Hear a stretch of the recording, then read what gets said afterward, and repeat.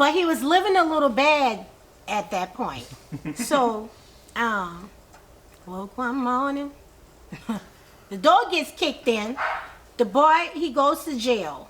I'm talking about Warren Mays. That's my daughter's father. So he gets a $3 million bond. And then they drop it to $1 million, but they want cash. So he sits in jail for 30 days till Big Mama, his grandma, get that $1 million like nothing.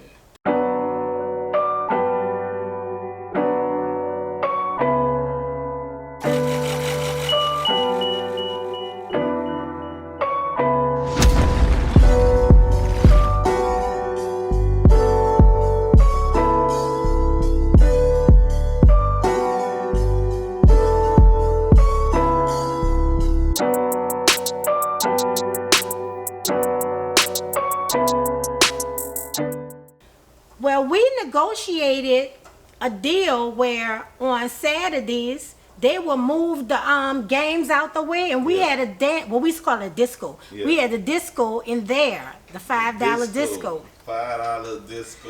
And it's amazing that we were kids, but we were doing a lot of things like business people. We had the Clarion Hotel's ballroom. We threw discos in there too. And they would be packed to capacity. So that's the type of life that I had. You know, it was really, really, my whole life was hip hop. So much I liked hip hop more than anything, more than food, more than people, more than school. Yes, I got 3 D's on my report card. I will never forget this. And my mama said, "You could cancel this rap. You ain't doing no more rapping." Well, we had a concert. My mom and dad went to sleep. I snuck out the window. I went to Roman Street. That's where Denny and Manny and them was in a car. Now, I lied to Denny and didn't even tell him that I was punished. Let's get that straight. Didn't tell this man. No, this man had nothing to do with this. I jumped in the car. Boom, we gone. One of my uncles was going to the concert and he saw me. So he went to the payphone and called my mama and told my mama, "Didn't you say Mia was punished? You said her report card was bad, right? Well, girl, she is at the auditorium." Honey, my mom was a dread. My dad was a dead dreadlocks before anybody had dreadlocks in the 70s. Yeah. So my mom, she used to keep her hair tied up because people, you know, the way they embrace dreads now, it wasn't like that. They used to tease me. Dang. So my mom, she would always wrap her hair up. Mm-hmm. Well, since I was bad, she came in full lioness. My mother had hazel eyes and wild red dreadlocks. Look, we had a Schaub Nova. We had a 1978 green Nova. It was so nice. But then my dad used to pick up trash on a spare job. So he had a truck, like a Sanford and Son. Yeah.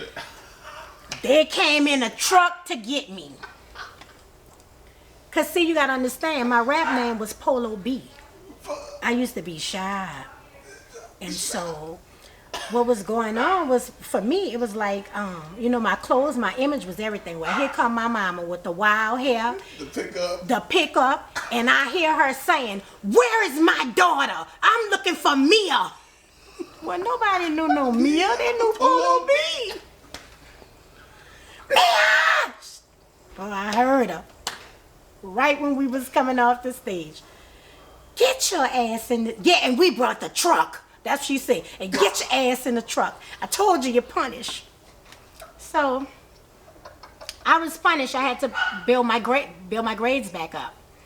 And my mom would periodically ask me, you know, "You still like rap?" And I said, "I'm gonna be a rapper." She said, "Cause I don't know, I just saw you as a pharmacist or something." Well, I'm gonna be a rapper. I'm a B girl. That's what I used to say. I'm a B girl. So here we go. I get out of school in 1988. Okay. And my mom, we go to a graduation party. One of my friends, our parents was friends as well. And they gave a party in the yard. Yeah. So we just sitting down. All of a sudden, the DJ plays the Friends instrumental. Yeah. So I say, Mama, I'm about to go ask him if I can rap. My mama said, you gonna rap? I'm like, yep. So I went and I started rapping. But guess what? It was at that moment that my mama was like, since 1979, she been telling me this. And this is 1988. I gotta support her in every way that I can, because this is obviously what she wants to be, a rapper. So yeah, Wow.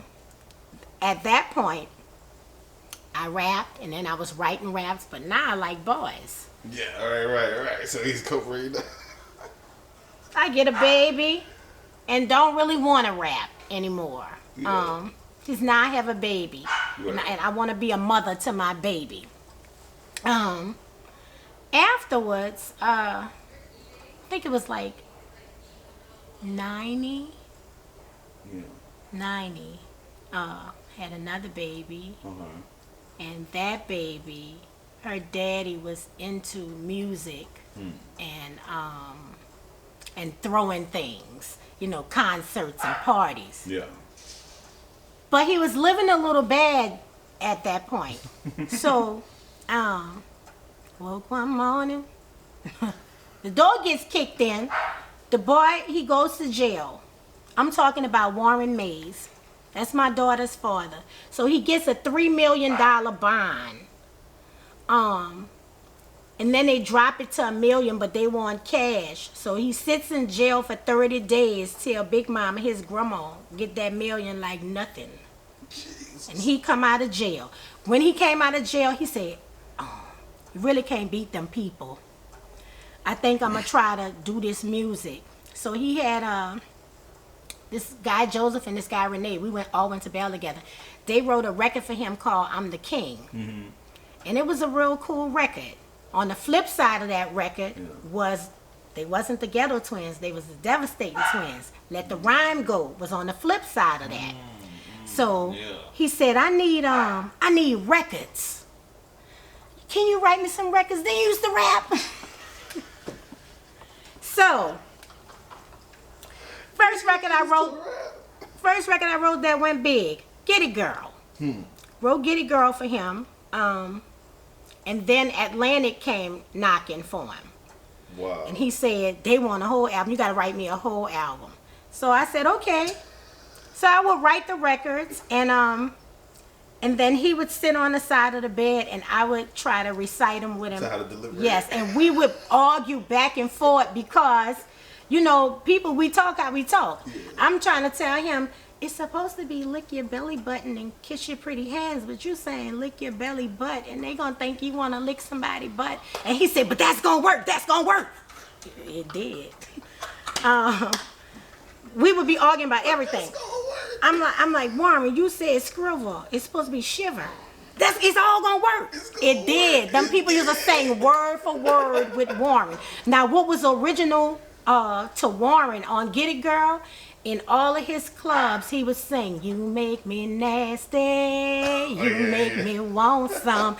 So I told him, I said, you gotta put that on Get It Girl, because that's what's gonna bring it home, and it actually did. Because he would just get on the mic and say it. That was his thing. And now we hear so many DJs doing it, but that was Warren and his daddy Swinging Gate. They was the ones that used to say that way back. Dang. So after I did this for Warren, and he moved like 150,000 units, I said, I think I want to make a record.